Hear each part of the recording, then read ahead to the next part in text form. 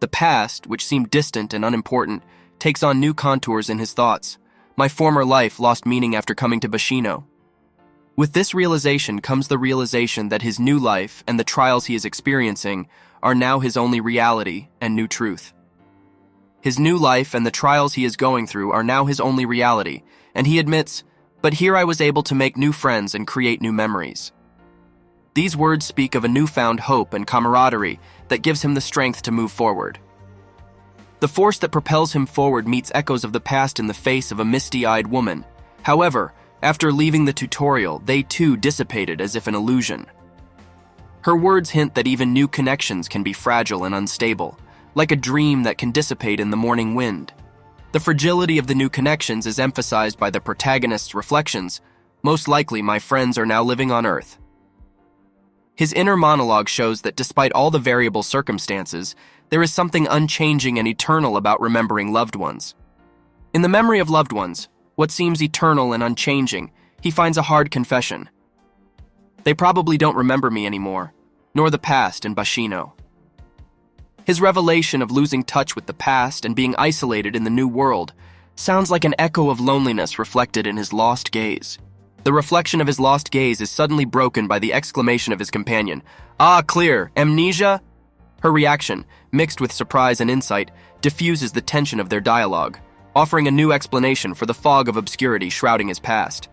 This new perspective on the past is momentarily overshadowed by her own resentment. "Did you think I'd fall for such a stupid excuse?" Her accusations, full of mistrust and emotion, bring discord to an already strained relationship, making one wonder about the depth of their understanding. The depth of their rapport is tested when the protagonist, under the flare of her anger, tacitly asks, "Are you the strongest of the helpless?" His words, seemingly mixed with reproach and sarcasm, add another layer of complexity to their interaction. The complexity of their interaction reaches a climax when a sudden action breaks up their bickering. Boom! The sound of a struggle disrupts the conversation and everything becomes an action, a reaction, an instinct. Question marks hang in the air, leaving their fate and next steps open to all possibilities. A sudden burst of energy, and the companion's realization that she is trapped in amnesia causes her to exclaim, "Spirit weapon!" This insight, full of hope and determination, instantly changes the course of their battle, providing a new, powerful means of defense and offense. The realization of the power of the spirit weapon collides with the unshakable confidence of the protagonist. "Yeah, he's unfunny. It's just a cool weapon." His words, spoken with a slight sneer, show his inner confidence and willingness to face any threat face to face. The protagonist's confidence in his strength and weaponry is put to the test when the enemy comments sarcastically, and yet he displays it so openly in front of everyone. "Weapons of the elements?" These words, filled with obvious contempt, awaken in him a desire to show his true power and superiority. The desire to demonstrate his true power and superiority in the protagonist is questioned when he says to himself, "How dumb. If a fight breaks out, go back in." These thoughts, hidden from everyone, show his caution and strategic thinking despite all his previous statements and actions. The protagonist's strategic thinking and his intended plan of action are abruptly interrupted when the companion realizes her predicament in horror and exclaims, "Weapons of the spirit!" Her words are filled with fear and an understanding of the seriousness of their situation. The realization of the gravity of the situation deepens when she, flustered and infuriated, screams, "Did you think I'd fall for such a stupid excuse?" Her emotions rage, and she refuses to take his words at face value, suspecting him of deception. Her suspicion of deception is instantly replaced by wariness, and she offers, "Come on, I won't bother you with any more questions." But her words carry a suggestion that could change the course of their relationship, introducing an element of surprise and the possibility of a new alliance. The element of surprise and the possibilities for a new alliance reach a climax when she, with a twinkle in her eye and an enigmatic smile, asks, "Interesting?" Her proposal, full of intrigue and seduction, heralds a new turn in their relationship, leading to uncharted facets of their collaboration. Mino's commitment to their shared mission is again shown when she says, with a wild and determined look, "These guys are ruthless assassins from the Red Fox clan." It reveals a new threat that is in the air and emphasizes the gravity of their current situation. The gravity of their current situation becomes even more poignant when it is candidly acknowledged. "In a nutshell, she wants me to kill them." This admission not only reveals her assignment, but also deepens the moral dilemmas they face. The moral dilemmas they face become clear when the protagonist, with sarcasm in his voice, responds, "Well, you'll understand soon enough, they're coming for you," and grab for his toys. Her words foretell the inevitable clash and emphasize his willingness to face the coming battle. The inevitable clash and impending battle becomes even more important when a new character, silhouetted against the night sky, peacefully declares, "It's getting dark, we'd better make camp." His suggestion to sleep over and wait out the night adds an element of strategy and planning, emphasizing the importance of their next actions for survival. Amidst the tension and uncertainty, the protagonist makes the observation, "The map shows that there's a village nearby." His foresight and ability to find a way through a situation demonstrates his leadership skills and strategic thinking. The inner fire and determination in him increases as he feels the awakening of power. Level 2 awakening, awareness. These words reflect his deep understanding of his abilities and foreshadow the use of a new, powerful force. The confidence in using this new power raises questions about the new character's spiritual power. "Captain, why does he have so little spiritual power? Even less than mine?" This perplexity indicates a power imbalance between group members, which can affect their teamwork dynamics. The dynamics of their teamwork become even more complex when the question of defeating the two-horned monster comes up. So he defeated the two-horned monster thanks to a strong weapon? The doubts in this issue emphasize the importance and role of everyone in the struggle, and how important each of their resources are in the trials ahead. One of the characters, gazing at the sparkling lights, comes to the realization, "Yeah, as far as I'm concerned, buddy, one can only think of the abyss." His words express a deep connection to the unknown and mysterious that surrounds them. Another character, riveted to the glittering lights, notes thoughtfully, "You mean the branch of the glamosia tree?" His question indicates a search for understanding of the strange and wonderful phenomena of this world. The mystery and wonders of this world become even more mysterious when the opinion is voiced, "I think they're true vampires." This assumption adds an element of the unknown to their journey, pushing the boundaries of their understanding of the essence of this place.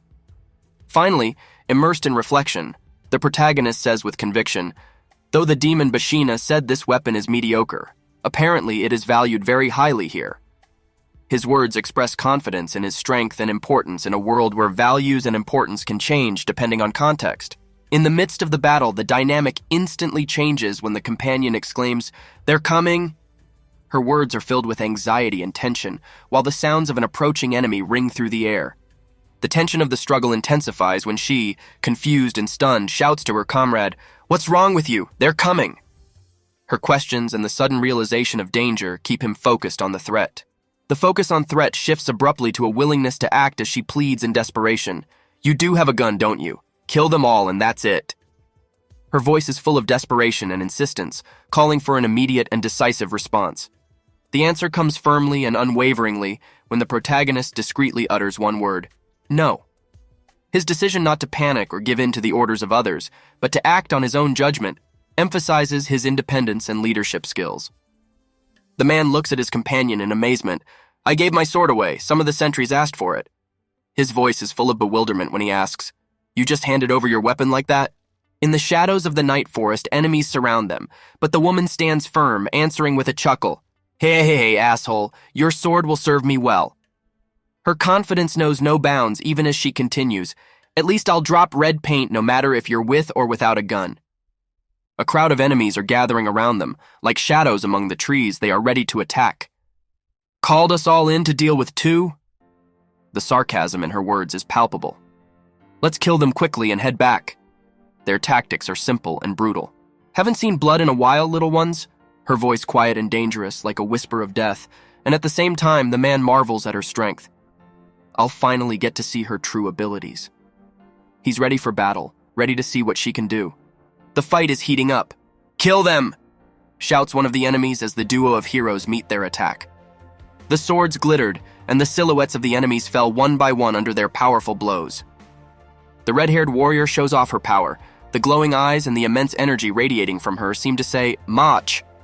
She doesn't just fight, she dances a deadly dance, becoming an irresistible force on the battlefield. The aggressors are struck with fear, their faces contorted with terror. They realize that they were facing not just enemies, but something bigger, a force they had clearly underestimated. There is determination and strength in every movement of the characters. They don't just fight for survival, they prove their superiority by destroying their enemies without the slightest doubt about the outcome of the battle. On the loophole, under the cover of a dark night and a scarlet moon, the heroes prepare for battle. Bam! The sound of collision, rocks surging into the air from the force of the impact. Sorry, I threw it too hard. Her voice comes out in a slight apologetic chuckle, carrying a storm of unseen power. I just got a little pissed off, she admits while energy spears gather around as if responding to her indignation. And so, clad in an aura of power, she promises, "You're going to feel something truly awful," and her words hang in the air like a sentence. In the midst of the forest gloom, where every shadow could conceal death, he looked at her accusingly. His eyes were full of understanding of her betrayal. His voice vibrated with anger and resentment. "I suspected when you accidentally directed the monsters at us." There was more than disappointment in that confession. It was betrayal at the deepest level. In response, the strength of her nature manifested itself in every word, in every look. "Now there is no doubt left. You are a witch of destruction." Her voice was calm and confident, as if she was accepting her role in this world, not as a heroine, but as a herald of chaos and destruction, a creature born for war and destruction. There was resentment and suspicion in his voice, and his gaze was hard and unyielding. "Who would want the services of an assassin from the dark forest?" he asked. The question reflected more than curiosity. It was an accusation, a challenge that demanded an answer. He sought to understand how and why they were in this dangerous game where every step could be their last. Her answer was short, but it read the depth of her determination and strength. "It doesn't matter." She dismissed his questions, dismissed his doubts and fears. Her eyes burned with a cold flame, and her smile was full of hidden meaning. She was completely focused on the present, on the battle that would unfold around them, on the fate they had both chosen. In a world where the power of the spirit materializes in blazing hues and forms, where every step of the heroes leaves a mark on history, two unshakable wills collide. She, whose spells weave out of purple darkness like whirlwinds, raining down upon those who dare to oppose her, embodies a power that entails chaos and destruction. "You've killed a lot of new adapters with your hands." Her words sound like a sentence to those who long for her downfall. On the contrary, he, a muscular warrior with a savage gaze whose hands can crush rocks, stands as the last bastion in the face of darkness. "I'll never believe the dark forest agreed to stand up for these weaklings." His challenge sounds like thunder in the midst of silence, foreshadowing a storm. And when their paths cross, the world freezes in anticipation of a collision. "You will have to die here, witch of destruction." His voice pierces the air like a blade through the heart, foreshadowing the decisive battle. And she, hiding her eyes behind the shadow of her hair, answers him quietly but with unwavering determination. "Do you hope to fight me, frozen weapon of the spirit?" Her words, full of mysterious power, foreshadow a battle that will decide the fates of many. In this corner of the universe, where shadows and light are forever competing, the dialogues become as sharp as the battles. The warrior, his teeth bared in a smirk, sparks a challenge. "Fear not, I come prepared." These are the words of those who know no fear, who meet their fate with a grimace on their face, anticipating victory. His opponent, a witch with eyes in which a cold fire blazes, replies confidently, "They're at least at stage 1 of adaptation." Her words are not just an assessment of her opponent, they are a recognition that the battle has already begun, and every move matters. The battle unfolds, the shadows of the opponents dancing on the wall like ghosts of impending defeat. "Only 30. No. 40. Comes a voice in the night. It's not just the seconds to impact that count, but the souls that may be lost in the chaos to come. And then at the peak of tension, the witch in black, with contempt in her voice, utters, "I knew your name was..." She stands as the embodiment of inevitability, promising that her every word, like her every move, will have consequences. Shadow and light, laughter and darkness continue their eternal game. The warrior, radiating unstoppable energy and power, utters in the fervor of battle, "You were right to think I'd come without backup." They are words of challenge and readiness for unexpected twists of fate. Meanwhile, his opponent, a man with dark hair and an enigmatic look hidden in the shadows, remarks with adamancy, "Though I wish I'd known he'd give me the gun so easily." His quiet voice carries the weight and experience of many battles, victories and defeats.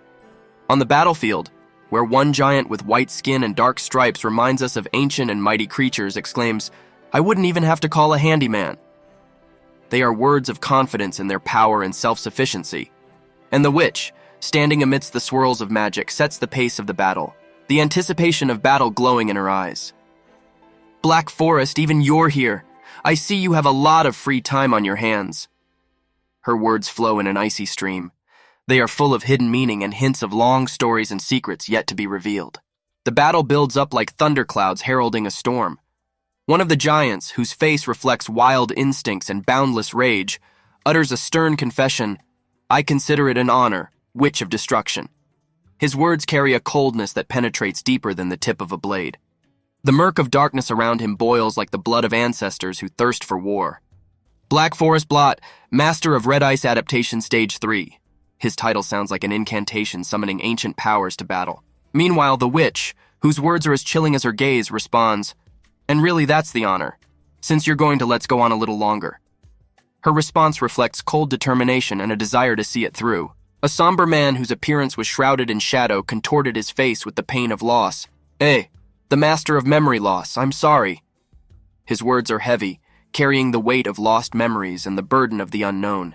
The stars witness their words and actions, illuminating the path that leads to a resolution or a new turn of events.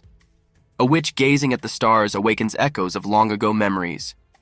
"I hate to say it, but I won't be able to protect you." This confession, heavy as the night itself, opens a new page in their story. Energy coursed through the night as the stone-faced man wondered, "Commander Stone?" His words in the wind sound like the beginning of a pursuit for answers that could change the outcome of the war. "What's that?" "The Stone of Displacement. You can use it to find yourself in a wiggling citadel." The words carry the promise of a path to the unknown, the possibility of moving through space and time, of transcending the ordinary. And the witch, faced with a choice between the dark night and the light of the stars, decides, "I only had one, so go ahead." This decision, plucked from the very depths of her being, could mean both giving up her defenses and giving her a chance at salvation. Darkness surrounds them, but their reflections illuminate a path deeper than light can.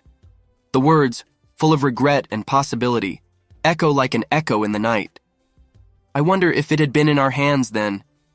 It's not just a question about the past, but about how things might have turned out differently if fate had chosen a different path.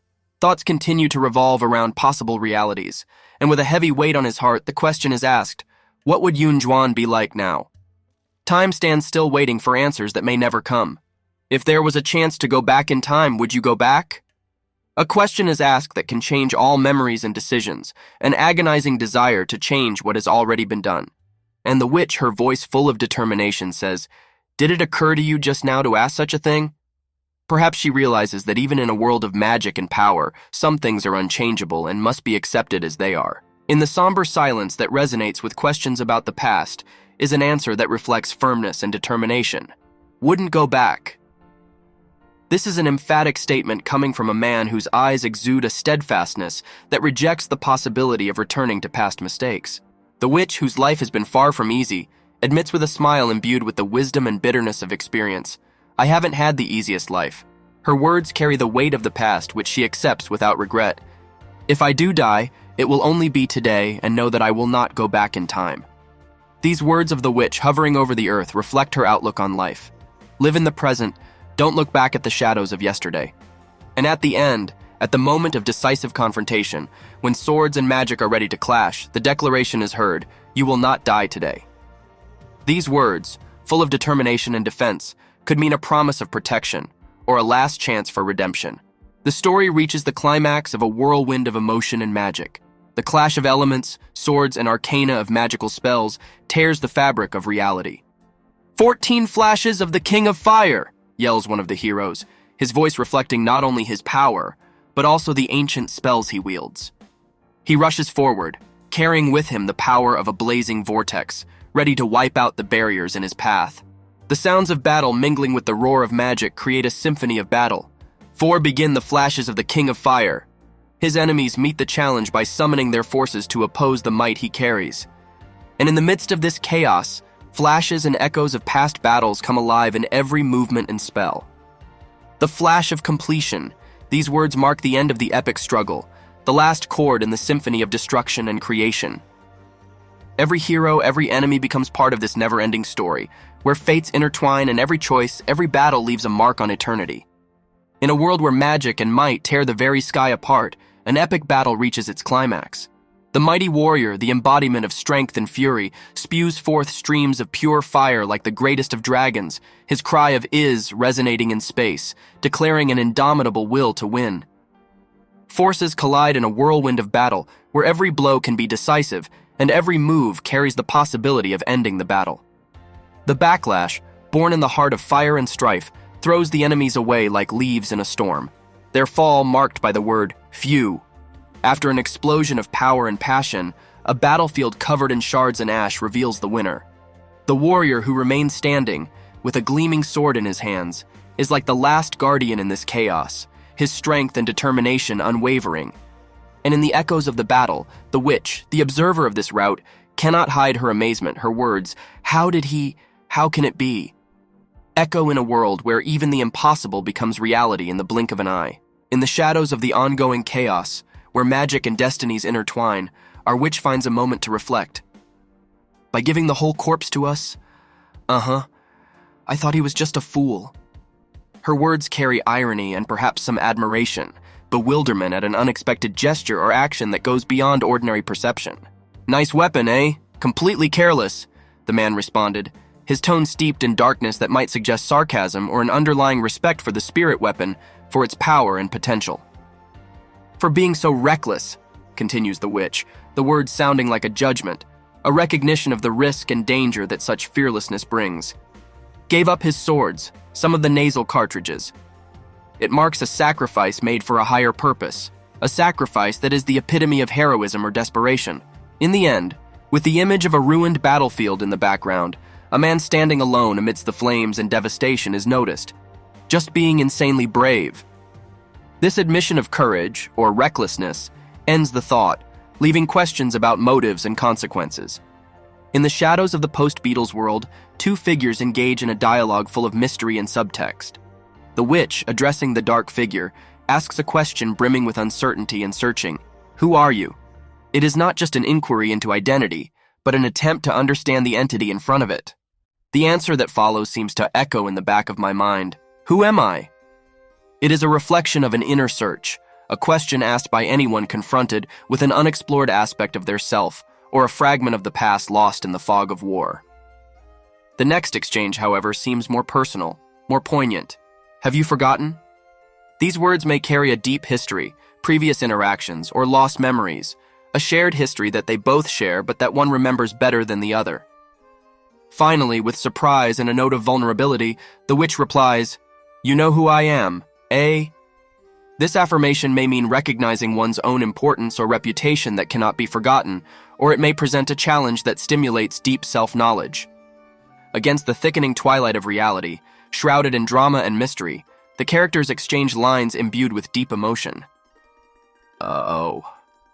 Memory. Lose it.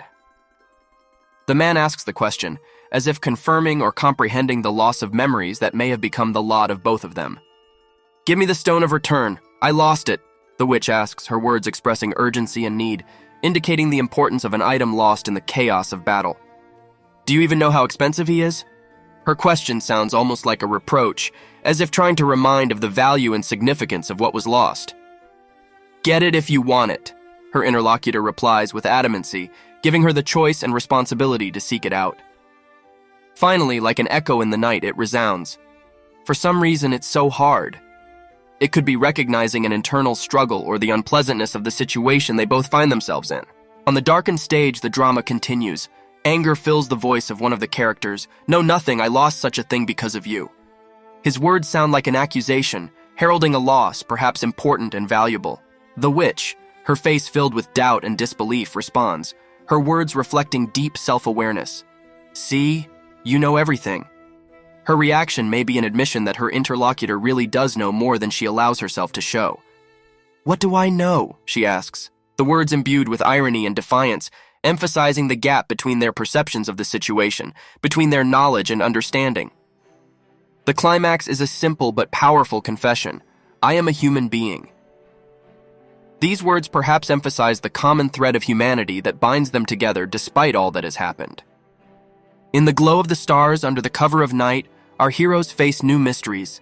The witch, her eyes full of confusion and worry, exclaims, "What's wrong with his soul?" Her words resound with fear for a companion lost in the maze of the unknown, whose path and condition are unsettling. Does he really think so? She wondered, perhaps doubting her companion's intentions or beliefs, seeking confirmation or refutation of her assumptions. The backdrop of their dialogue, laced with mysticism and searching, begs the question, is being human enough? Words that can be addressed to the characters themselves or the world at large, indicating the struggles with self-awareness and moral dilemmas they face. Amidst the whispering of leaves and the mysterious rustle of the forest, a dialogue full of understatement and hidden meanings unfolds. The witch, with a slight reproach in her voice, turns to her companion. "You seriously don't remember anything about chaos, nor of the great land?" Her words evoke echoes of tumultuous events of the past, perhaps important to their shared journey. Again and again, the witch is confronted by the fog of oblivion surrounding her companion. "It's enviable that you don't have those memories," she says, the words imbued with a mixture of regret and perhaps envy at his ignorance. She reflects on the burden that memories carry, and the peace of mind that can come with their absence. "I'm sure most would agree with me," she continues, expressing confidence that many would share her feelings if faced with a similar affliction of neglect. "Does everyone know? And how did you get here?" asks the man, his words full of suspicion and bewilderment, as if he is trying to put together the missing pieces of the puzzle of his lost memory. "Very soon you will hear the answer to your question," the witch replies, foreshadowing that the clue is near and that everything will soon become clear. At a plot twist, a new chapter unfolds before us. The heroes reach a city, perhaps long forgotten or lost. Finally, the city, words full of relief or perhaps anticipation of something important to do with this place. Then there is a shift. The image of the place of summoning and the Stadkabalinga.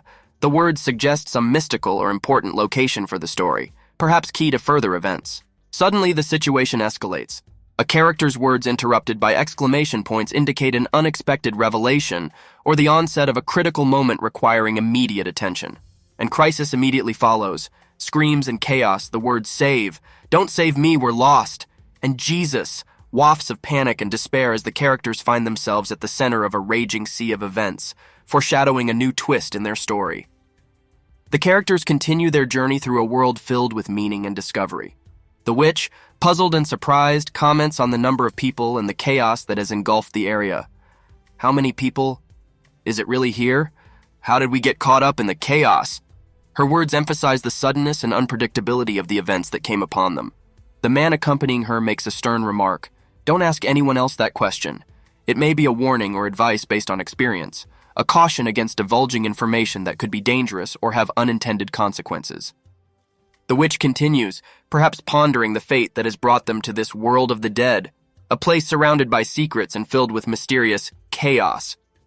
Finally, one character shares his thoughts on death and its consequences, philosophizing about the value of life and death. "So if you die on the great earth, serve here?" His words open up a theme of eternal questions about life after death and how our actions here can affect where we end up afterward. Moving from magical and mystical themes to more mundane scenes, we see the characters find themselves in situations where it is time for action. "All right already, time to get to work." Words full of determination and a call to order. We seem to be getting to a gathering place, perhaps an event or meeting. "Line them up and lead them into the auditorium." Sounds like an instruction that emphasizes the organization and structure of the moment. Further instructions were, "Put this on and line up right here, and you're so small, that's why you're a number, kid." Involve participation in an organized procedure or ritual where each participant has a role and place. A close-up of the face of the man in the cap reflects his piercing gaze, filled with determination and perhaps hidden anxiety. The phrase "axles" followed by "M" suggests an expectation of an answer or recognition, which adds an element of intrigue. The figure of the witch standing in front of a man in an officer's uniform expresses confidence and familiarity.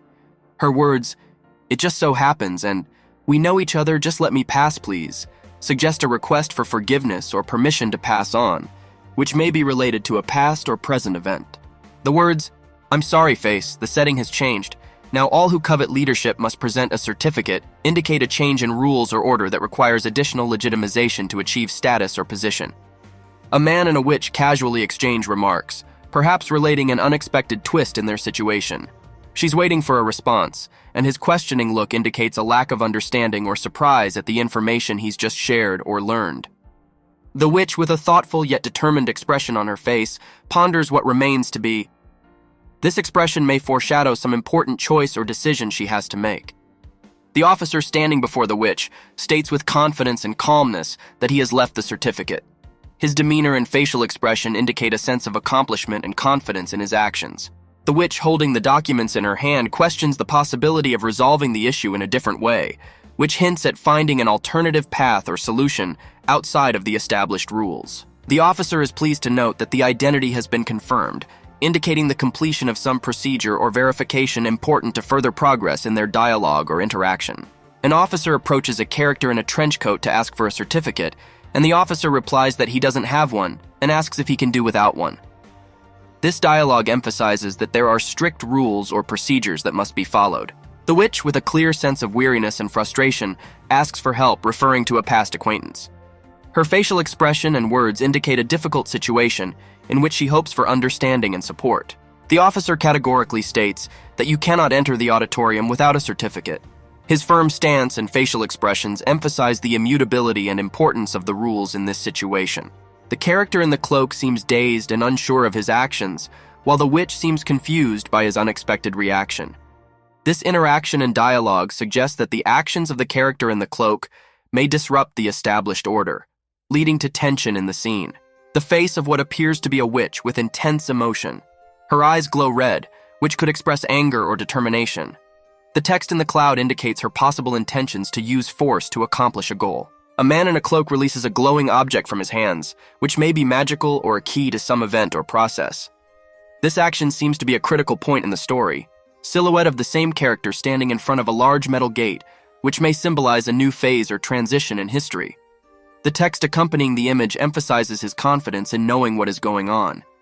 The cloaked hero moves quickly, perhaps to protect or rescue a witch who seems to be in panic or trouble. This moment emphasizes their relationship and the dynamics of their interaction. The stunned warrior in white armor can't believe his eyes. What's going on here? His amazement mirrors the chaos around him. The red-haired girl senses danger approaching. We're fucked. The look on her face suggests imminent trouble. The troops in white freeze in anticipation. He's here. Honor again? Their voice is full of anxiety and anticipation of battle. And then the captain appears, noble and majestic, his presence commanding respect. The most unwavering guardian in all of chaos. His name is known by every warrior, and his orders are unquestionable.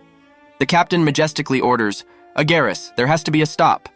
His will does not tolerate objections. He is ready for decisive action. With a twinkle in his eye, he reasons, so, he wants to go inside without having his certificate with him. You can sense the surprise in his voice, but also the intent to restore order. Excluded, why do you want to know? His tone shows that he is not used to doubts about his authority and decisions. Then, as if a being woven from the very essence of the law, he declares, Law Clause 21, if a person does not have proof of identity, the guard has the right to use force to prevent passage inside the citadel. His voice echoes through space, and his every word is a commandment that cannot be broken. In a world where force and magic rule, clashes are inevitable. The battle erupts with renewed vigor, where a mysterious warrior with flaming red hair wages her own battle against troops in white armor. I never thought I'd meet my nemesis again, she thinks, slipping away from their attacks with agility and ruthlessness. In another part of the battlefield, a man in black armor silhouetted against the starry sky stands unwavering. I don't care about your laws, he declares, as if challenging the world itself. Meanwhile, a duel of words breaks out nearby. Two figures clad in armor clash not only in a physical battle, but also in a battle of wits. What are you looking for in that certificate? Asks one of them. How was he able to forge the law so easily? Asks another, while the third, with golden eyes, as if guided by his destiny, stands before them, revealing the secrets and motives of his soul with dire consequences. These fragments of the characters' lives intertwine to tell of a world where truth and lies, magic and reality, honor and betrayal exist side by side, each seeking their own path and their own truth in the chaos of eternal struggle. A man in loose black hair and massive armor, as if the embodiment of power and impregnability, stands against the sky, where the last rays of sunset merge with the first stars of the night. His constancy is backed up by the certainty of his words. Then I don't need him. I'm not going to lose myself. It is as if he is saying that he is ready to face any challenge without giving up his principles. Somewhere in the distance, a hand clad in a white glove touches an unknown object and the question pours out, why doesn't the law work on it? Its words full of bewilderment and frustration when obvious truths and rules suddenly stop working, leaving the character to face an unexplained phenomenon. Meanwhile, the silhouette of another character clad in the armor of the night utters with icy calmness. Then, under Article 2, Section 2 of the Penal Code, I have the right to arrest you. Here, right and law come face to face with chaos and freedom, and each tries to prove its dominance. All of these events are woven into the fabric of a larger world, where each character is a small part of a larger story, in which fates intertwine, and every action and every word carries weight and consequences, even if they have yet to be understood and accepted. In the darkness of the dungeon stands a courageous warrior, the power of the dark magical vortices around him humming like a wild wind in the desert. His eyes are full of determination, and he is ready for the battle that will unfold in the next moment. The soldiers in white armor look on in shock, horror written on their faces. How could he do that, do we? Their words are cut short when confronted with the incomprehensible. Their captain, a creature with an imperturbable gaze and noble features, expresses his astonishment in one word. How? His usually so impenetrable calm is broken. Meanwhile, the red-haired warrior touches her hair thoughtfully, a question red in her eyes. Can I just do like her? You can see that she is looking for a path that will help her overcome obstacles as easily as her elusive rival. The man in armor looks forward with confidence, his arm raised for a throw. Wait, he says, ready for action, his posture indicating a willingness to fight. The captain, clad in golden armor, looks at the object in his hands with his characteristic calm. Take this and let me pass. His voice sounded commanding, allowing no objection. One of the soldiers is in a state of confusion, his gaze full of terror. How dare you bribe an officer, scumbag! The indignation in his voice leaves no doubt as to his feelings. Another soldier with visible respect turns to the captain. Your name is Agaris? Yes, the captain replies, reaffirming his identity and authority. The captain, majestic and unwavering with a twinkle in his eye, pronounces, I've been waiting for you, messenger of the Greens. His words bring a sense of deep anticipation and significance of the events to come. A red-haired girl with a serious expression says, Attention, the spiritual spoilage level is above 15%.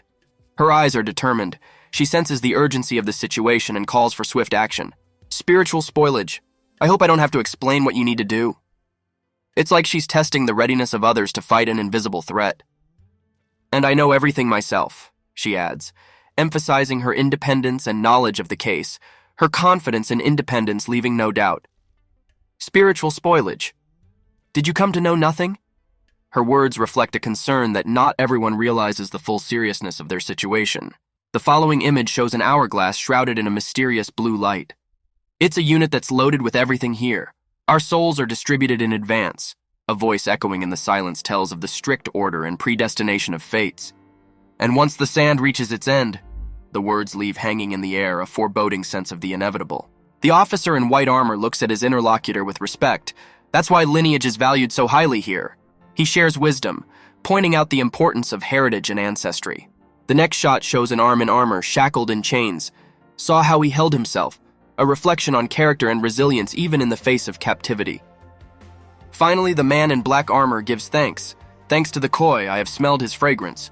Words perhaps referring to some mysterious ability to sense or perceive what is hidden from others' eyes. The captain in golden armor, with a serious and focused gaze, brings the gleaming artifact up to the face of his interlocutor. Now let's test you, he says, preparing to use the item for some important ritual or test. The next frame shows that the diagnosis is complete. Spiritual spoilage not detected. They are words of relief, a confirmation of the purity or innocence of the person being tested. The officer in white armor looks at the captain in surprise. Captain, how? His face expresses surprise and bewilderment at the results of the inspection. The captain seems amazed at the results as well. Well, his words are cut short, leaving room for conjecture and speculation about the significance of this discovery. The man in armor looks straight ahead, his eyes full of determination. The procedure is very much my thirsty Maikani. He knows he must pass this test, showing fortitude of spirit. He continues, I suspected the next meeting wouldn't be without green aids. His words hint at future trials and allies who may come to the rescue. The captain, with a focused expression on his face, replies briefly, "I know." Its brevity may be a sign of a deep understanding of the situation, but the captain turns to the man in armor. "Can you really be that easy?" His words are cut short, perhaps implying that decisions are not always easy to make. The captain in golden armor turns to his subordinate. "Agaris, what do you know about the Soul Stone?" His question seems rhetorical. He probably already knows the answer and is testing the other's knowledge. In the next shot, we see a hand engulfed in dark magical energies, and the captain exclaims, "Captain, your hand!" This is alarming, indicating an unforeseen event, possibly related to spiritual corruption. The mysterious figure says, "Only through the Kani of Green can it be fully understood." It may mean that understanding certain mysteries requires special knowledge or power, but the captain, whose gaze is still focused, reasoned, "But the fact that the soul Kani is affected by its usual effect." He concludes that what is happening, though unusual, is not beyond his comprehension. Then why did you believe him? His question assumes that there is some knowledge or belief that can explain current events. The man in armor looks questioningly at the device. "You saw the soul check yourself." He is questioning the results that have been produced. "Yes, the professor issued an edit, am I right?" He seeks confirmation of his words, pointing out possible inconsistencies in the process. The officer in white, with a troubled look, responds, "I'm like..." His thinking is cut short. He's trying to make sense of the situation. Only then can an artifact produce that result. He concludes that circumstances may have affected the results of the test. The next shot shows a figure shrouded in light, his soul. The words speak of some marvelous feature or power found in the soul of a man. "More than my man in the cosmos, but how does such a thing?" He continues thoughtfully, confronted with something beyond his experience or knowledge. In the last shot, a banner on the wall of the building reads, "We need a man who can free the Kani of souls." It could mean finding someone who has a rare talent or ability. We'll eventually decide what we should do next as well, a hint that this person's decision will be important for future actions. The officer in white turns to his comrade with the question, "Are you the master in combat?" He is looking for confirmation of his interlocutor's status or experience, perhaps to understand his qualifications or intentions. "Now, Agaris." The next frame shows the beginning of some serious conversation or action, emphasizing the importance of the moment. "That some quitter wants to check, and for next to nothing I'm really full of." The phrase breaks off, leaving a sense of uncertainty and perhaps bewilderment in the air. In the last shot, the captain yells, shocked, "What is this conversation?" He expresses his amazement at the unexpected turn of events. "These are the houses I've lived in." Words, perhaps expressing an intention to deal with the situation on a deeper, more personal level. The characters continue the dialogue full of tension and uncertainty. "I'll also be Odic alone." The man in armor ponders his situation, as if feeling the heaviness and loneliness of his journey. The red-haired girl recalls, "Guesting over the family once gave more sadness." Her words reflect hard memories and a possible sense of loss or grief. "Figured the quilter wanted to check, and for nothing I'm really full of hardship," she continues, perhaps expressing her disappointment in someone or a situation she finds herself in. "Composed I finally in the memory of the map, the plan of execution across the land." The words of the man in armor speak of plans and of taking on a heavy task. "I hope you'll prepare your misbehavior," the red-haired woman offers, something important, perhaps referring to a plan of action or righting wrongs. "The power." The man in armor says the word as if seeking inner strength or power for the trials ahead. "I need to find the blacksmith's purse, which is hidden tighter than the medic's," he continues, indicating the next step in his quest or mission. A character in a dark room amidst swirls of dark energy speaks thoughtfully. "Do you know someone who could present themselves to us?" Words that bring to mind the search for allies or like-minded people. "I don't think so." His answer is brief and reflects a lack of hope or possible candidates for the role. In the next image, the character's face is illuminated with light and he says softly, "She," like opening a new chapter or stumbling upon an important discovery. The red-haired girl asks with disbelief and weariness in her voice, "When did we enter the city at all? Come to life at last?" Words full of doubt and perhaps disappointment about current events.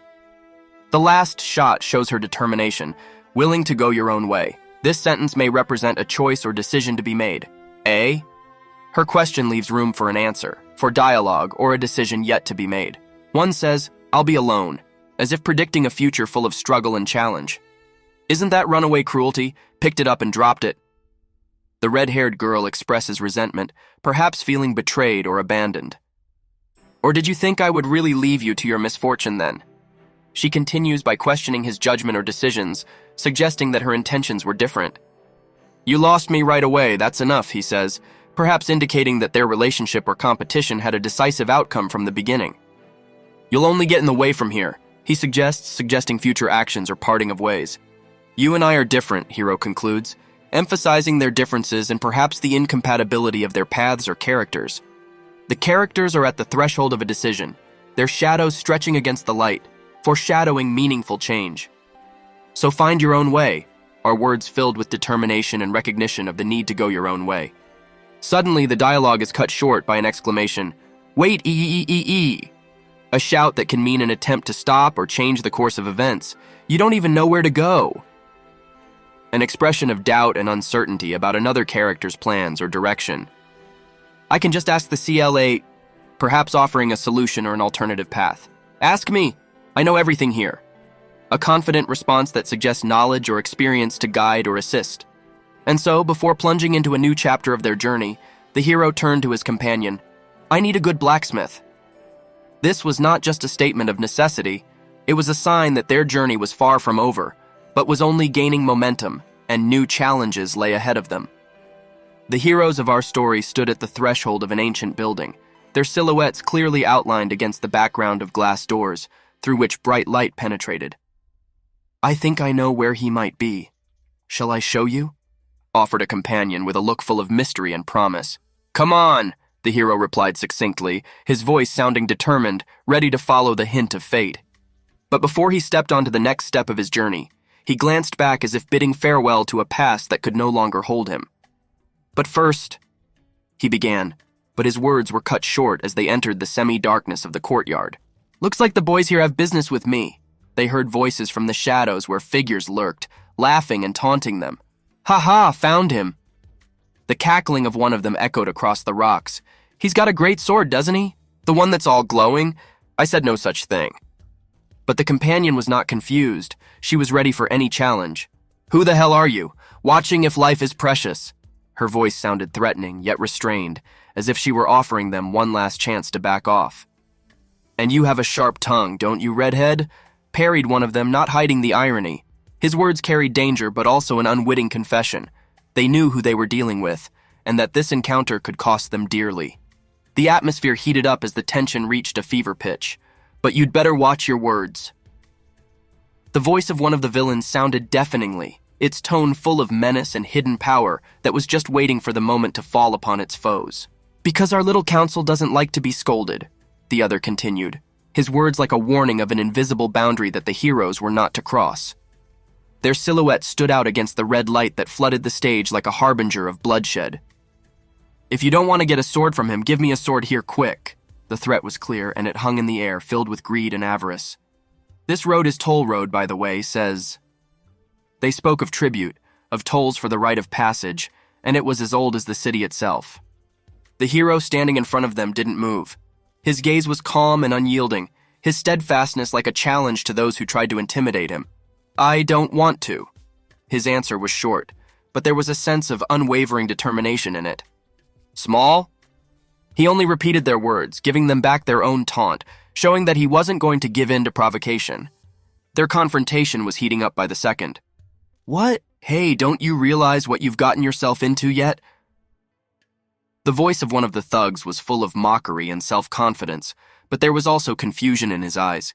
He had not expected such determination from his victims. If you don't want to die, quickly hand over your sword. Where in the world is it small? The companion exclaimed, her voice cutting the air like a blade. In her words, you could sense not only a willingness to protect her comrade, but also the power she was ready to use against her enemies. We need to destroy profanity, growled one of the opponents, raising his weapon to strike. His actions were determined to end this confrontation with one powerful blow. But their threats vanished in the light of the explosion of magic that unfolded between them, exploding with brightness and power, throwing the thugs back. The power hidden in the hero's sword was more than just a weapon. It was magic that could change the course of a battle. With the words, "Piss me off," one of the attackers brought his sword down with a loud shriek, but his blow was averted. The light of the hero's sword flashed back, illuminating the darkness with a bright blue light, like lightning cutting through the night. He stood motionless, his figure full of menace and power, and the sword in his hands seemed like a living, breathing weapon of ancient magic. "If you dare to fight, let's be quick about it." His voice was calm and confident. He didn't show the slightest sign of fear or doubt. He knew that the sword he held was not just a means of defense, but a symbol of his right to fight and win. The attacker, dumbfounded by the unexpected resistance and the power emanating from the hero and his weapon, fell to the ground, his face contorted with horror and the painful realization of his defeat. "How dare you?" he mumbled, and there was fear in his voice, but also disbelief at what was happening. The hero and his companion, united by a common purpose and an indestructible will, stood before their enemies, ready to meet any obstacle. Their spirit was indomitable, and they were ready to go through any trials that fate presented them. This moment was a turning point in their journey, a moment where they were not just fighting for their lives, but for their right to pave their way. Their confrontation reached a climax. "How dare you cut off our boy's hand?" shouted one of the attackers, sputtering with saliva and rage. His anger was so great that it was as if it could start a fire in the air around him. "I'll never forgive you. Never, ah ha ha ha ha."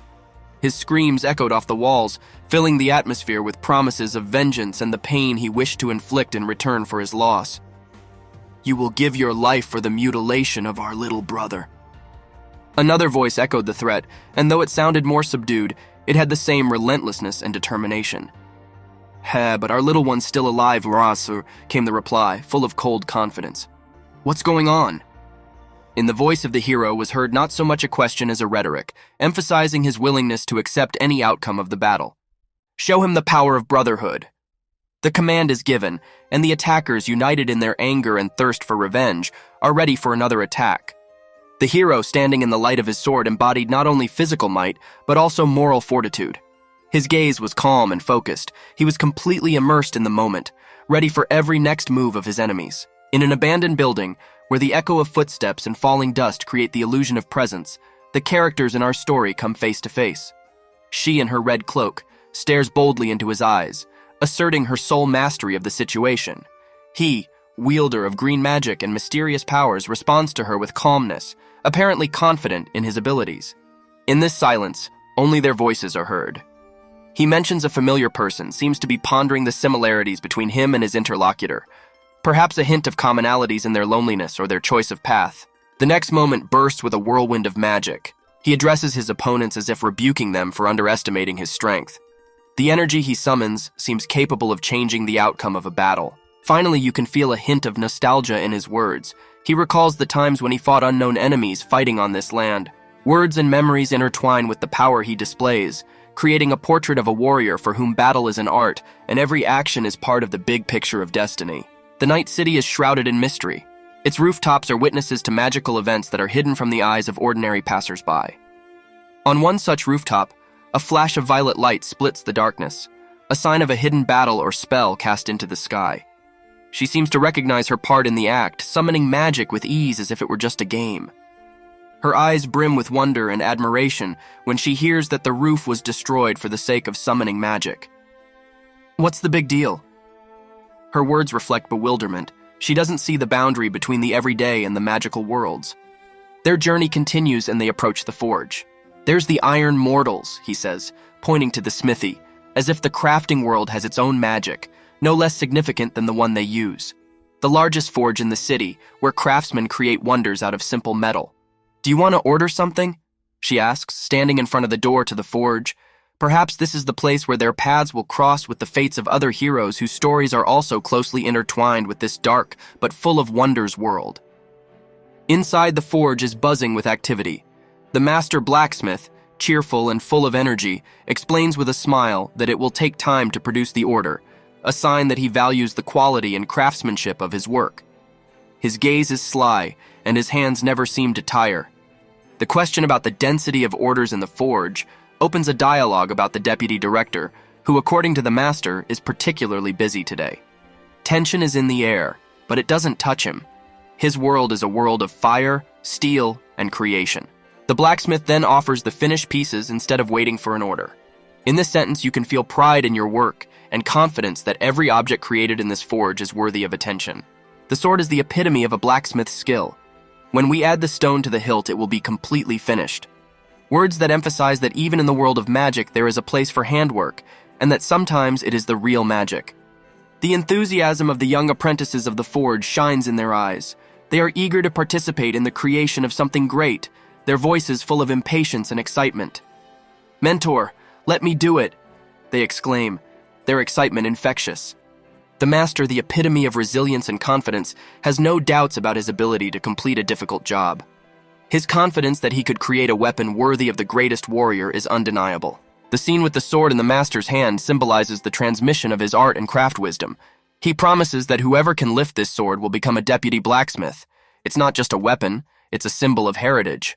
The final moment in the forge shows an apprentice facing a difficulty and testing his resolve. "Why is it so heavy?" asks the apprentice, trying to master the master's hammer.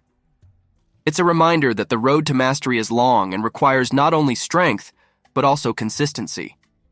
The master smith watches his apprentices with a fair amount of skepticism, their energy and zeal not matching their current skills, and he is not shy about expressing it.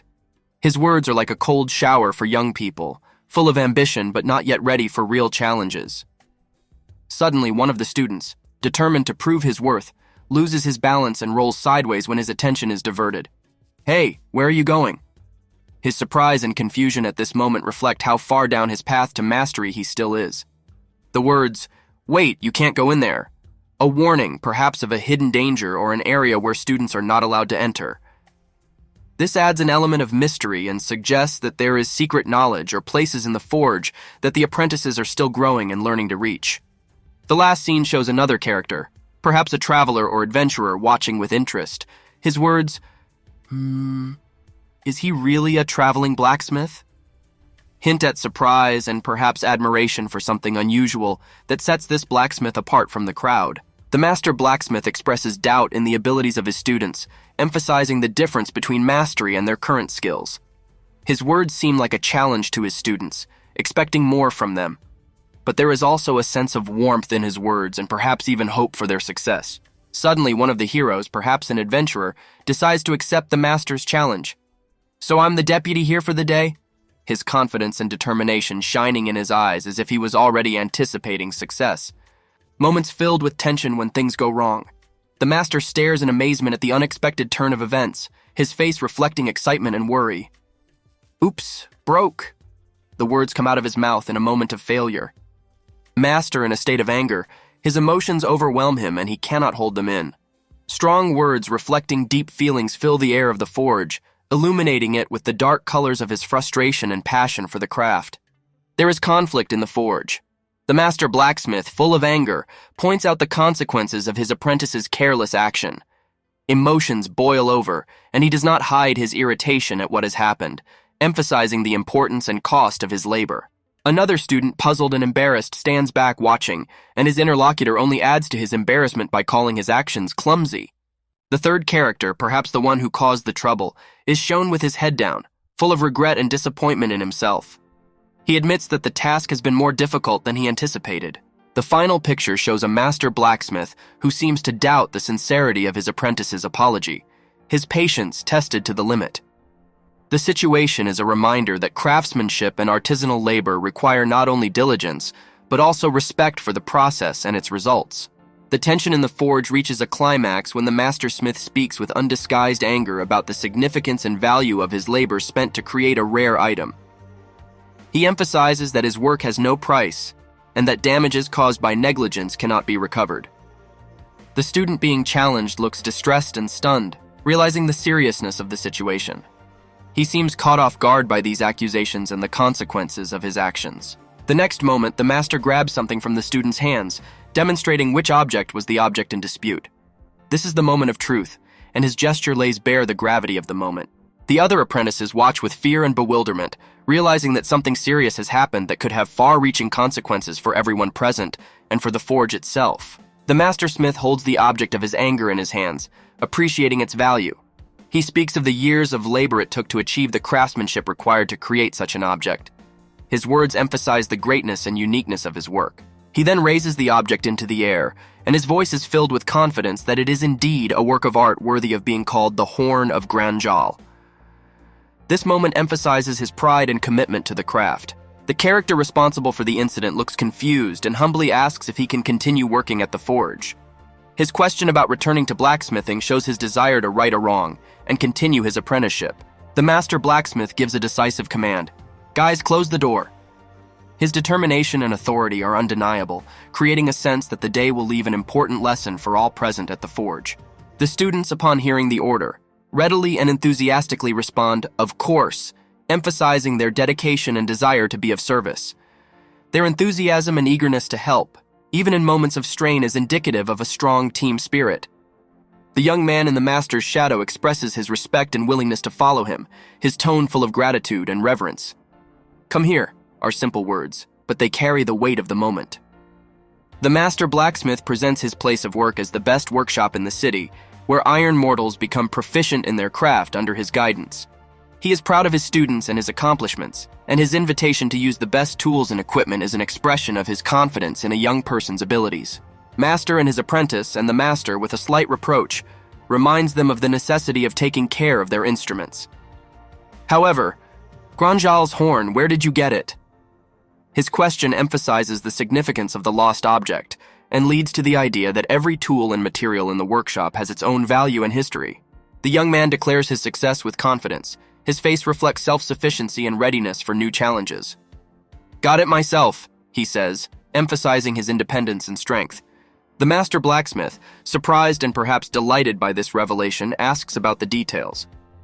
"You killed a 5-horned man? Are you alone?" His questions show the depth of his surprise and interest in the student's accomplishments. In response to the master's praise, the young man humbly notes that he will need the master's help, despite his personal accomplishments. "And I'm going to need your help."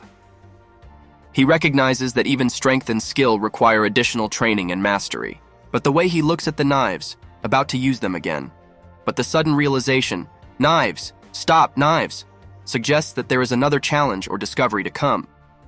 It is a moment of inner and outer discovery that can be a new stage in his learning and development as a blacksmith. The master blacksmith, with surprise and perhaps a note of admiration, addresses his apprentice, marveling at his intention to use the horn of a mythical creature as a material for blacksmithing. His questions and intonation reflect amazement at his student's audacity and ambition. Then he looks at the sword sparkling with magical energy, and his eyes widen in surprise. "How magnificent your sword is!" His exclamation filled with admiration before the beauty and power of the weapon, which apparently exceeded his expectations. He goes on to recognize the extreme rarity and value of the sword, noting that such forging is itself an exceptionally rare and valuable art. In his words, you can sense the deep respect he has for a student who has achieved such a level of excellence. In the last scene, the master blacksmith, gazing thoughtfully at the sword, suggests that it would be better to make it into a sword rather than just knives. His proposal shows an understanding that the horn material is worthy of a greater and more majestic use, and that something truly great should be created from it. The mastersmith watches in amazement and bewilderment as the sword, emitting mystical energy, comes to life and begins to transform. "What's that?" His exclamation reflects the surprise and shock of what is happening before his eyes.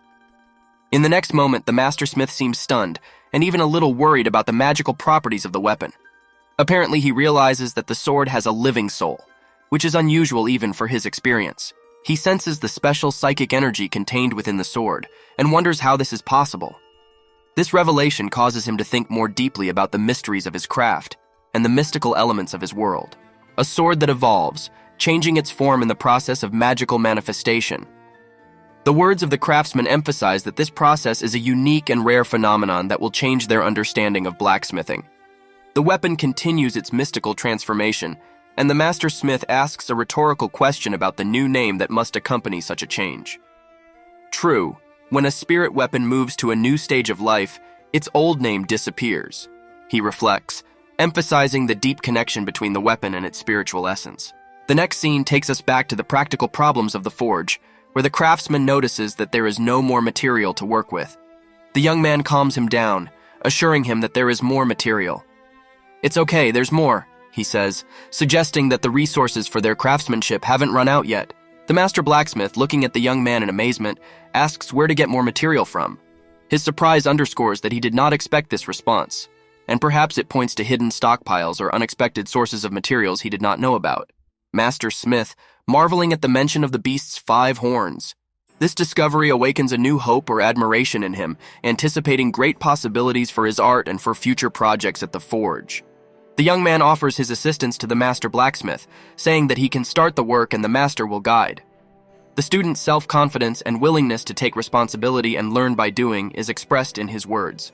The craftsman, approvingly responding good, asks a question about what to start shaping from metal, indicating his confidence in the young man's skills and willingness to share his knowledge. The apprentice, smiling confidently, says he relies on the master's taste, showing respect for his opinion and experience. His response emphasizes trust in the craftsman and willingness to cooperate. In the final scene, the master smith, with a broad smile and perhaps some excitement, prepares to show his apprentice the skills of a master smith of iron mortals. It is a moment of knowledge transfer and the beginning of a new phase of learning for the student, full of promise and opportunities to grow in their craft. The story takes us to the citadel of the city, a majestic place where shadows and light mingle in buildings rising up to the sky. A city full of life and craftsmanship, shrouded in an atmosphere of opportunity and mystery. In one of the rooms where the light of the sun pours through the windows, stands a man dressed with dignity and authority. "I beg your pardon, sir," says a voice, perhaps belonging to an assistant or apprentice, addressing a person with important news or a request.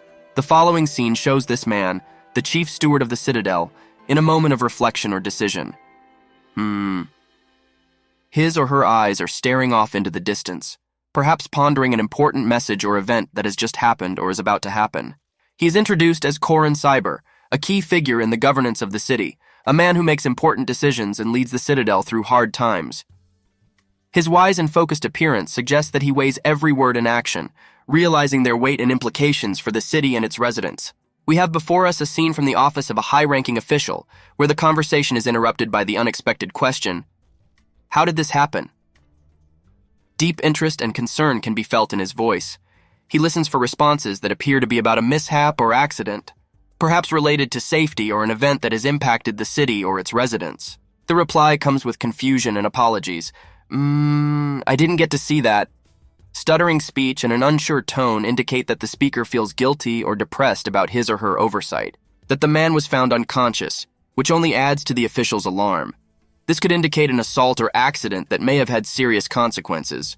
The general manager, deep in thought. He wonders if this person could have sensed the presence of an adapter, which might indicate a certain technology or magical element in this world. His musings emphasize that he's trying to connect the dots in a complex puzzle that requires attention and judgment. In the office, where the sunlight floods the room with warm colors, stands a man dressed in a formal suit, filled with determination and authority. He gives an order that certainly carries weight and urgency. "Gather all personnel and order a search of the citadel." His command is a response to an emerging threat or situation that requires immediate action. He, deep in thought, perhaps about the consequences of recent events or the need for further action. "Bear with me a little longer." Words full of inner tension and expectation, perhaps indicating the difficulties facing him and his city. And so we see a ragged moment from a cafe or bar where there is a sudden and unexpected manifestation of magic or technology, perhaps related to the events discussed earlier. "Unfortunately, it's already time to part ways," says a female voice filled with mystery and a hint of imminent separation. This could be an omen of an imminent revelation or coup that will change the course of events in the city. But it went. And our last video for today. I think you all know that. This emphasizes that the characters in our story are on the verge of an important revelation or discovery that will probably have far-reaching consequences for all the characters and the world in which they live. In a cafe where customers are chatting, one of them asks, "I wonder what became of that murderer?" This is suggested by recent events that have become a city sensation. Another responds by noting that the mistress should have just parted with him, which might indicate that the murderer was more than just a criminal, perhaps an important figure or connected to something significant. The conversation continues, with one of the interlocutors suggesting that the tower no longer collects, and in response to the question, "Why?" they reply that rumor has it that one demon tried to harm and got caught. This assumption may have something to do with magical or supernatural events in the city. The footage shows that the conversation concerns someone who seems to have failed in his duties and has been caught in some sort of misdemeanor. The phrase, "and demons can if only buy on credit," why would he kill? emphasizes the perplexity about the motives and circumstances of what happened. But cut short is the phrase, "Mama, more ale from the horn," which adds a lightness and casualness to the scene, showing that despite the seriousness of the topic at hand, life in the cafe continues as usual. A woman with lush copper-red hair stands before us, and her eyes sparkle like two bright red lights in the thick darkness. She exudes confidence and strength, which can be seen in her determined strut and piercing gaze. Her outfit combining black and red makes her look mysterious and powerful, and the red rose around her neck emphasizes her passionate nature. The shot captures her in the dynamic. She turns around and her hair like flames flies around. Visitors to the cafe admire her beauty and charisma, as evidenced by the exclamation of one of them, "Whoa, that's a nipple." She sits on a stool at the bar, the smooth lines of her figure and the folds of her clothes reflecting the soft light streaming into the room. She comes across as the epitome of style and elegance, and her pose and gaze are eye-catching. The character addressing her with a smile and respect says, "Hey babe, sorry for the impertinence." It may indicate the beginning of a conversation or acquaintance, foreshadowing new and interesting twists in their story. In a darkened room under the light of neon lights, something mysterious is happening. One figure with blood-red eyes and hair of a rich burgundy color rejects something, or someone with a firm and resolute "fuck off." Her gaze and facial expressions do not tolerate objections. This mysterious person sits behind the bar. A dim glow of purple surrounds her, creating a halo of mystery. A man appears nearby with a glass in his hand, but his offer is met with a cold, "Yes, I won't bother," that reflects distance and restraint. And we see her back. She's standing in front of the window, looking out into the darkness. Shit. Why, am I in such a burning mood? She thinks.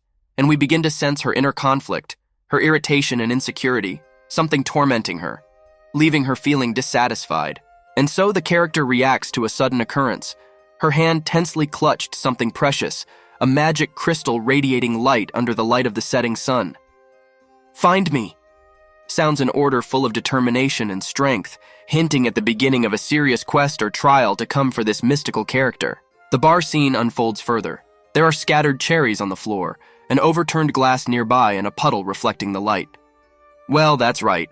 And I say," someone exclaims, alluding to a quarrel or even some challenge that someone has accepted or rejected. The next image shows a red-haired woman, flashy and bewildered, saying that he's dumb at all totally. Psycho, you know? Who does he even think he is? Her face is contorted with anger, and she seems completely consumed by those emotions, oblivious to those around her. The bar hostess, Cleo, observes the situation with some concern.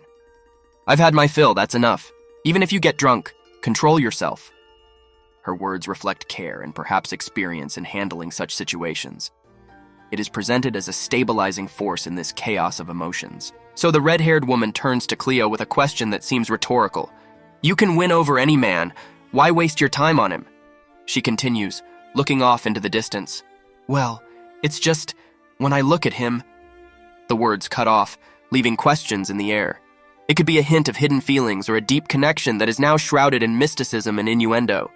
As the story progresses, we see a woman with burgundy hair addressing the bar hostess, Cleo, with a phrase full of emotion. "He makes me so mad!" Her hand hits the table, causing the beer to spurt from the mug, reflecting her explosive mood. Suddenly, the scenario shifts, and we see her imagination or memory. A figure standing against a backdrop of burning ruins, raising her sword upward as if challenging the world itself. "Crushes everything in its path," she thinks, and those words reflect concern and perhaps even fear of the destructive power this mysterious character possesses, and her in battle with this very man who uses his sword as he pleases, as if he were obedient to our laws. Her words and fighting posture speak of intransigence and willingness to fight to the end. And finally, the last image shows a man's face in shadow, with an impenetrable gaze and the words, "That's enough."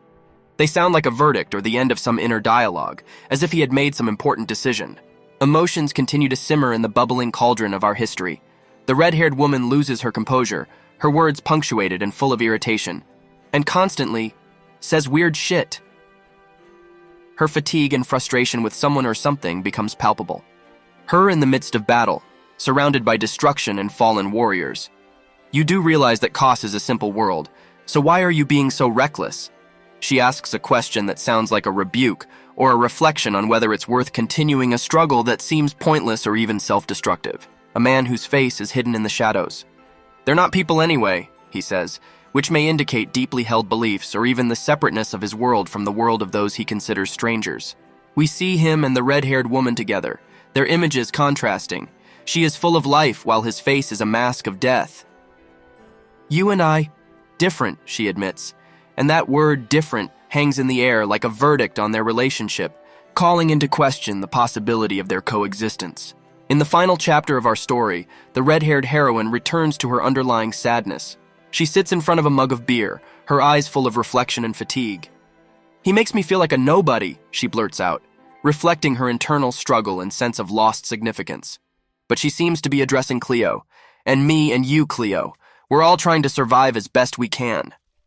Her words are intertwined with emotion, creating a sense of unity among those struggling to find a place in this world. And just when she seems to have come to terms with her circumstances, she revisits the thought of the man who had such a profound effect on her life. And then, you see, there he comes along. His constant presence in her life and thoughts suggests that some connections are much deeper and more complex than they seem at first glance. Characters together, as if on the threshold of an important decision or task. "Why do you need a nightmare? Are you going to bring retribution back?" She asks the question, hinting at a larger story or mission that awaits them both. In the final frames of the story, the characters reach the peak of their emotional clash. A man with dark hair and an impenetrable look expresses his disapproval. "You wouldn't understand anyway." He ignores her words about the differences, claiming a lack of understanding that shows the deep divide between them. A red-haired woman, full of rage and despair, screams, "I really do so much." Her words reflect a passion and perhaps even love that now turns to pain. Hands that clasp each other tightly, and the voice of Cleo, the landlady of the bar, which sounds like advice or warning. You poor child, forget about him. Don't meet again." They are words of encouragement and perhaps wisdom based on experience. The red-haired woman looks up at Cleo with an expression full of complex emotions. "But Cleo, along with him."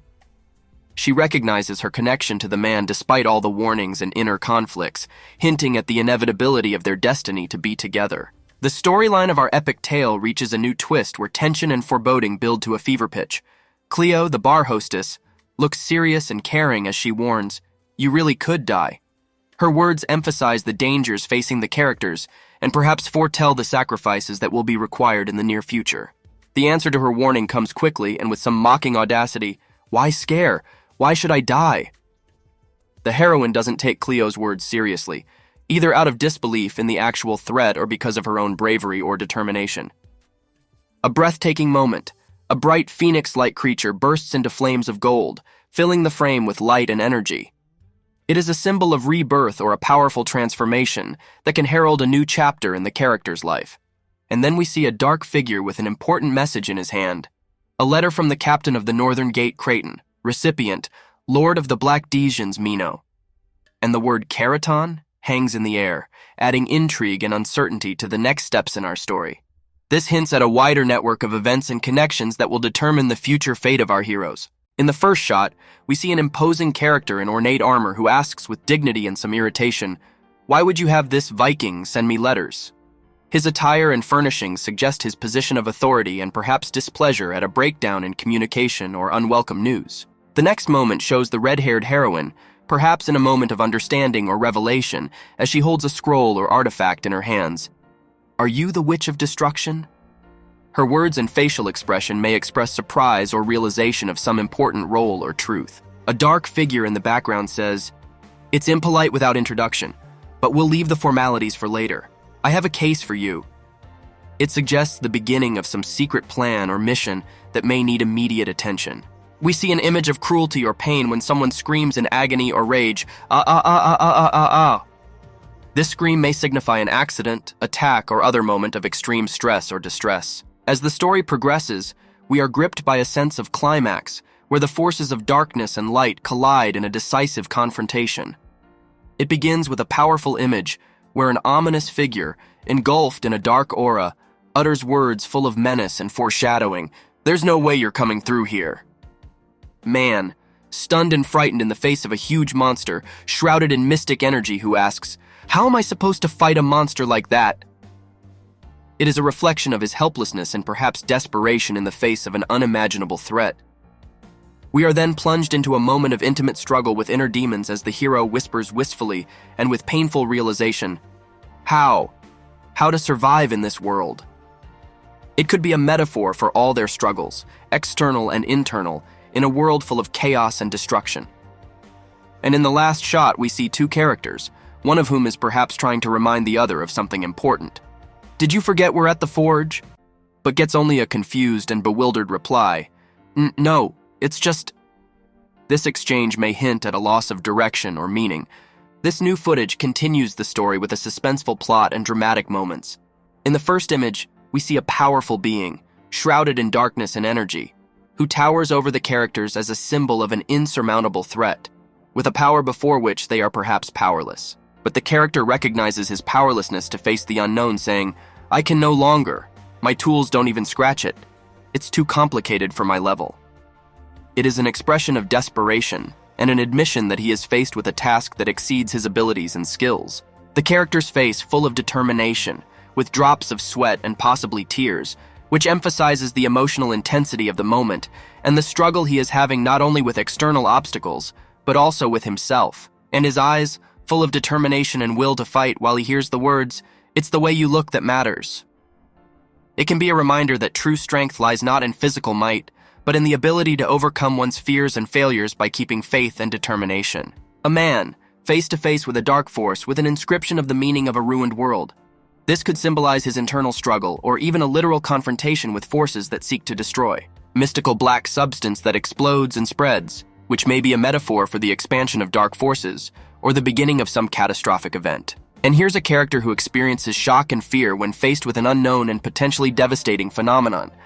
His question, what's going on, emphasizes the chaos and uncertainty of the situation.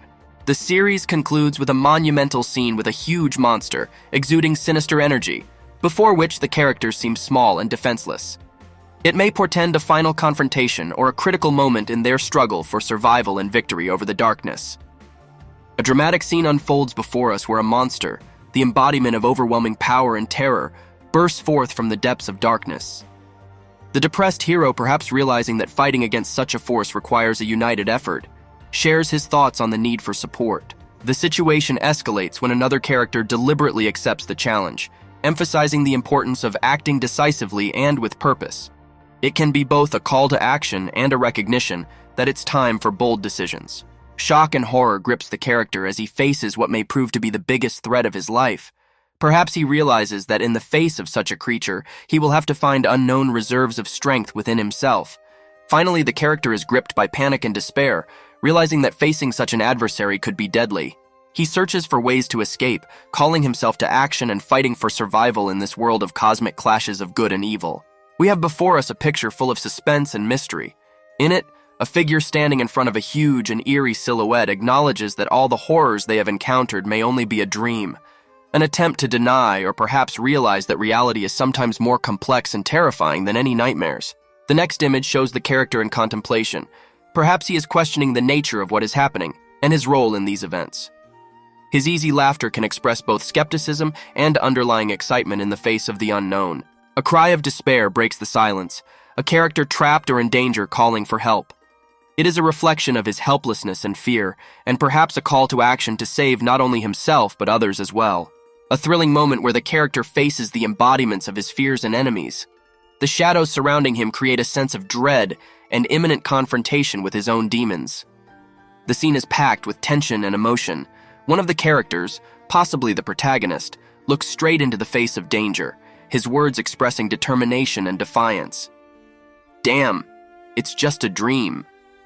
His refusal to accept reality as it is may speak to his desperate attempt to find a way out of a hopeless situation. Another character, confronted by a dark and intimidating figure, questions, calling it deputy. This could indicate a role reversal or an unexpected turn in their relationship. The character's gaze is fixed on a cosmic body or portal coming from the depths of space or another dimension. His words, "Stupid creature, you have no right to be here," may reflect the conflict between the human world and unknowable forces. In the last shot, the character looks stunned and frightened, contemplating something that exceeds his comprehension or ability to perceive.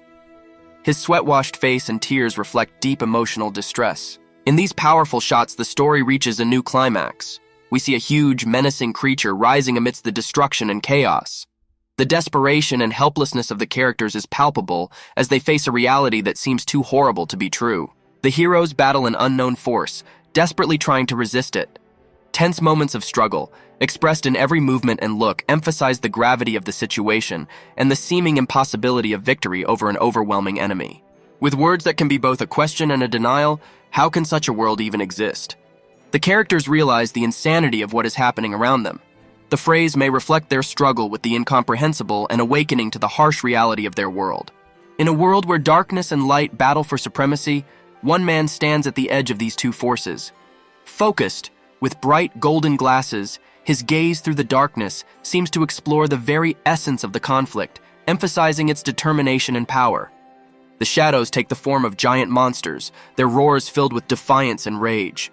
The written words flash like magical symbols calling for battle, where every move could change the outcome of the war. Here comes the Shadow Lord himself, his face contorted with anger, his scream deafening. Why me? A question full of despair and pain breaks the silence, while anger and fear fight for dominance in his heart. Finally, a fallen hero, broken and alone. A man can never soar beyond his limits, and not reach the mystery of nightmares. These words, like a curse, echoed off the broken sword and shattered armor lying around his fallen body, emphasizing the tragedy of inevitable defeat.